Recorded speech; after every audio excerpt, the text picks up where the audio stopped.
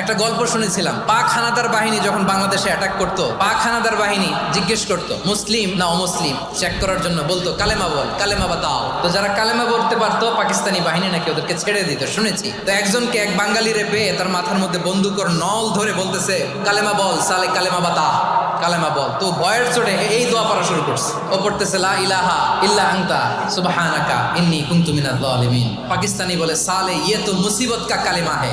বাঙালি কয় হাম তো ভি মুসিবত মে হ্যাঁ। পাকিস্তানি বলে বেটা কোন দোয়া বললি, এটা তো মুসিবতের কালেমা। কয় আমিও তো মুসিবতে আছি, আমার মাথার মধ্যে বন্দুক ধরে তুমি আমার কালেমা জিজ্ঞেস করো, এখন কোনটা কালিমা আর কোনটা কি দোয়া আমার হুঁশ আছে নাকি?